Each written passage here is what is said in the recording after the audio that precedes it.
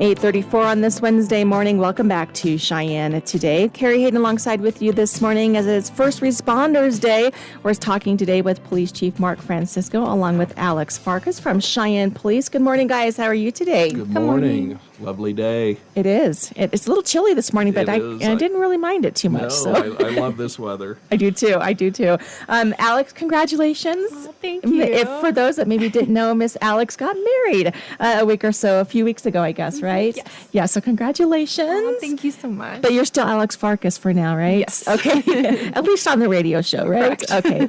And we're going to get to you in a little bit because I know there's some events and things coming up, so we're going to talk about that with you, Alex. But Chief, I'm going to kind of start out with you a little bit. I know a few months ago, and you were gone. We had to have Captain James came in and spoke with us. But those crime statistics were released, and overall, it looked like crime down a little bit. Yeah. For the last 2 years, they've been going the way we would prefer to see them. Yeah.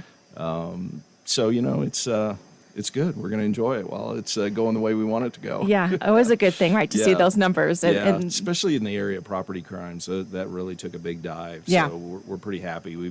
We've concentrated in that area quite a bit with our crime prevention team and getting the information to officers to what to be on the lookout for. So it's gone pretty well. Let's talk about the critical traffic control team and the area update. I know we've all talked about the speeding issues that we've had on Central around that area. And I know we've talked about this team before. What's the update to that? Where are we going to next? So I don't know where we're going next. We haven't picked a new location, but there is a couple under consideration, and they're kind of over by the high school, Central High School. There's been a couple of them we're looking at there, and then there's a couple of more on like 8th Avenue and Kerri that just cropped up. So we're doing some evaluation there. So we got to gather all the data before we vote on it. And the 8th Avenue and Central, we basically put that on pause. We're going to revisit it in 30 days to kind of see what it does while it's not a critical traffic zone. And I would say, just because it's not a critical traffic zone, doesn't mean we won't be enforcing the speed limit there. All it means is the fines won't be doubled during this period. So we got our eye on a few spots. So it's a combination between the police department, the engineer's office, and the mayor's office. So sadly, there's no shortage of places we're looking at. That's too bad, huh? Yeah. Well, I was reading that since June, I believe it was since June, 8th Avenue in Pershing you guys issued more than 340 tickets. So that just proves right there, boy, it's a hot spot, isn't it? It's a hot spot. It's a main, corridor for people to get downtown. Yeah. So I think last I heard, something like 50,000 cars a week go through there. That's crazy. You're coming off that 40-mile-an-hour zone, and you hit the 30 just before 8th Avenue going south, and people are in a hurry to get to work and things like that, but they're in a residential area when they get there. They've got to slow down. Yeah. So, and when those fines are doubled, boy, that adds up, doesn't it? It hurts. And I think we've gotten some attention. We're real close. Our data has us really close to where we want to be, but it's not quite there. And I truly believe that area requires some physical changes to the roadway. Some of the lane calming, they call it lane calming, painting, traffic calming, needs to be done, but it just can't be done until next summer. Okay. So we're just going to have to rely solely on enforcement right now. But I think once we get that piece in place, it'll get much closer to where we want it to be. Okay. I know City Council's talking about a few ordinances. One that is passed and in effect is the oversized ban or oversized vehicle ban ordinance, and that's something you guys are kind of I believe Captain James said people call in and report it. You're going to kind of go check it out. You're not on the hunt out there patrolling the streets to find these, right? Not particularly. If they're parked in such a manner that they're a safety issue, obviously it's more important. But right now we're on a bit of an education campaign because, you and I pay attention to what's going through City Council. A lot of people do not. Yeah. So there's a lot of people out there that don't even know this passed. So our first response is going to be to knock on some doors and say, hey, do you know you got to move this thing or get a permit? So that's where we're at right now. This really, the time actually started Sunday. So we have our CSOs, fielding the complaint calls that are coming in. I think I think yesterday we had over 60 people call in and report these things. So we're going to spend a lot of September out educating Good. folks and hopefully get some compliance. Just as a personal observation, I've driven around a lot of neighborhoods, my own neighborhood, where there used to be a ton of them. Most of them are gone. Okay, good. So I think, and it's not just RVs, it's any kind of oversized vehicle. Boats or Boats, if they meet trailers. the requirements. Some boats will fall under it. Some pop-up campers Okay. may fall underneath the oversized requirements. But a lot of work trailers, work trucks, some of those things are just too big to be in the neighborhood. So we're going to be letting people know and hopefully get a lot of voluntary compliance. We really don't want to write a lot of tickets or tow anybody's vehicles. So we would ask people to make arrangements because it's not going anywhere. So Okay. you might as well make some arrangements and save yourself the headaches. I know the noise ordinance within the city council is had been postponed. I think it's past second reading, and I've talked to the mayor about this as well. Kind of along the same lines. I mean, you're not going to be out there hunting for these folks that are violating this. There is a noise ordinance in effect already, Yeah. but it's just kind of to hopefully deter some of these that are doing this on purpose. I guess, right? Yeah, so that is the feeling we have. A lot of the cars, a lot of the motorcycles are, they can still have a relatively loud vehicle, but they don't have to really ramp it up, right? And I think that's what's drawn a lot of complaints. City council gets a ton of complaints about this. It's kind of a difficult problem to deal with. We can't be everywhere at once, and so these guys, especially late at night, they're just being a nuisance to a lot of the other citizens, and we just ask them to be mindful of it. The new ordinance really doesn't change a ton. It gives us some observational things, like if we notice somebody, let's say have their motorcycle in a lower gear and they're really revving it up. They're not necessarily speeding; they're just making it way louder than it needs to be. So it'll allow us to cite for those kinds of observations and not solely rely on a decibel meter, which is very difficult to use Sure. on moving traffic. So we're trying to reach some of the city council goals with this. But, as always, you can save yourself some headaches and some dollars in your pocket if you just be mindful and respectful of other people. A new scam has come up. It seems like every time you're on, we got to talk about a new scam. Yeah. And this one has to do with ATMs and Bitcoin. Yes. Okay. Right. So the scams aren't really different. They're the same scams where people would call with a sense of urgency and trying to get you to enter in a financial transaction, whether it be a money order or a wire transfer or buying gift cards. They're the same scams, but now we've thrown these Bitcoin ATMs in the mix, and I'm out of the loop on these cryptocurrencies. They don't make any sense to me, but they are here, and basically under a guise of some kind of urgent situation, they're contacting people, trying to get them to put money into the Bitcoin machine and then transfer that to someone else's wallet, where it becomes very difficult to recover. The cryptocurrency world is anonymous.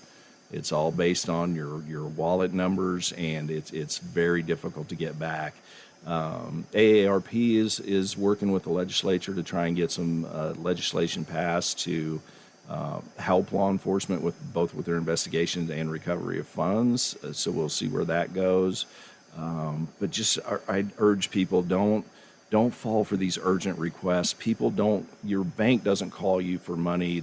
The law enforcement doesn't call you for money. It just doesn't work that way. So please verify any way you can before you get into a financial transaction with someone, and make sure it's legit. Yeah, because there's not much you guys can do for these folks, it's is there? tough. Yeah. It is tough, and it gets harder. And these folks that perpetrate these scams, they are very crafty, and I think if they would go on the straight and narrow, they could probably do very well for themselves. Exactly. But for some reason, they gravitate towards these things, and a lot of them are offshore, which makes it even more difficult. They're foreign entities doing these things, so it makes it almost impossible for law enforcement to tackle these things. We did get a text that came in. that says, do officers ever drive around town on patrol with their windows down so that they can smell marijuana smoke in neighborhoods? That's an oddly specific question. Is there a certain location we're talking about here? Right. Officers when the weather permits do drive around with their windows down because you can hear things better. And so I don't know that we've encountered that circumstance, but I'm sure if they did smell they would probably investigate. If somebody's got a tip for us, let me know. Yeah, there you go. All right. And I know school has started a few weeks into school year now, and those SRO officers are in our schools. I love the program. Everybody loves that program. Just kind of quick, your thoughts on that, and the officers that a lot of these, if not all of these officers, volunteer to be part of the SRO program, it's right? a sought after assignment, and it's bless the officers that do it, because they're dealing with a lot of young people's issues and school issues, which is kind of outside our normal law enforcement course of action. So they're there to mentor more than anything. We don't want these young folks into the criminal justice system, so we work closely with the schools and try and deal with school issues with school rules. Only in the most serious cases do we take law enforcement action. If we have to, we have to. But the goal is to bridge that gap between school rules, law enforcement, mentorship, and these guys really have a positive effect. People will come back years later. I remember you when you were my SRO. So these officers are doing good work. I wish there were more of them in the schools. We just, they fund that program. They pay the officer salaries for the school year. So there's a funding issue for the schools, and then there's a staffing issue for the police department. So we do our best. We keep those staffed all the time. I agree with you. It's a great program. Well, and I love how these officers, you have to have a special personality, a special talent, I think, to kind of have to, as you said, to be role models and interact with these teenagers, because not everybody can do that. Yes, I would rather enter a room full of armed felons than deal with children. So my gratitude to those officers that take on that challenge, and they are a special breed. They sure are. Absolutely. All right, Miss Newlywed, I'm going to turn it over to you. A few events coming up. The Trunk or Treat, kind of getting an annual event here coming up at the end of October, obviously, right? Yes, it's going to be Wednesday, October 29th this year from 5 o'clock to 7 o'clock. This is a relatively new event for us, but people seem to really enjoy it, and so we keep bringing it back each year. Yeah. It's unique in the fact that all of our police officers are decorating their own vehicle trunks for the event, and then they display them within the basement of our building. We turn the basement into kind of like a haunted house. We turn the lights down, put like spooky spider webs up. One of our police officers is a DJ, and he plays music throughout the event.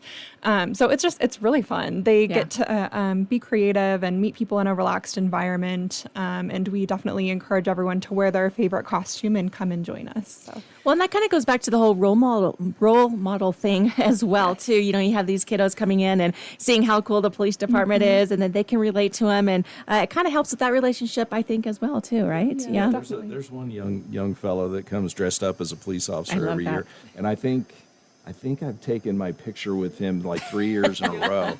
So hopefully he will be back, and we'll just keep that tradition going. I love that. All right. And then, Alex, too, we have a motorcycle safety seminar, right? Yes. Okay. Yes. This is the second one that we're doing. It's Saturday, October 4th from 8 to 4 p.m. at Cheyenne Hills Church. And this event is hosted in partnership with the Sheriff's Office and then Wyoming Highway Patrol as well. But we had a lot of success with the last motorcycle safety event we hosted, and so we decided to do another one. Good. It's really just about anyone with any skill level can attend. They get safety tips from all of our police officers within the motor unit. So just a good way to, kind of brush off your skills and get some tips that maybe you hadn't thought of before. Do you folks need to register for this, or how do they go about doing? Yes. Yeah. So anyone who's interested can reach out to Captain David Janes to register, and his email address is djanes, Janes, @CheyennePD.org. And all of that is on our social media page as well. Okay, so if you didn't get the dates or whatever, it's all listed on there. Just check that out then, right? Perfect. All right. Well, guys, we're out of time. Anything, though, that you want to throw out there before we let you take off this morning? Oh, yes. Thank you, Alex. 9/11's coming up. Always a somber time in this country.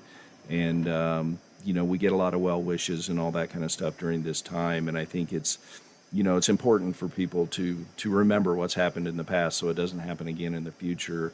The police department's always appreciative of the well wishes, but our thoughts are really with the folks in New York that went through this. And, we wish everybody, our thoughts and prayers are with the folks in New York that really suffered in this. And we do appreciate, the attention this brings on first responders. So we do appreciate those, but the attention really belongs there, and nationwide, that we don't forget these things that have happened, so they don't happen again. Absolutely. Yeah. It's some days it seems like it was just yesterday, and it's been what 25? Is it 25? I think it's 25. So Gosh. it's okay. So many things have changed in Yeah. that time. However, the fact remains that did happen to us on our own shores, and it without due diligence, it could happen again. Absolutely, so, yeah. or something just as bad. Yep. So, Yeah. it serves as a good reminder for people to pay attention to what's going on around them. Absolutely. Thanks for bringing that up. I didn't even dawn on me because I won't talk to you again until Yeah. October. So, Yeah. thanks for bringing that up. All right. Well, Alex Farkas, along with Chief Mark Francisco, guys, as always, thanks for coming in and chatting with us. We'll do it again next month. All right. All right. Okay. Thank you. Stay with us. Your weather forecast is next.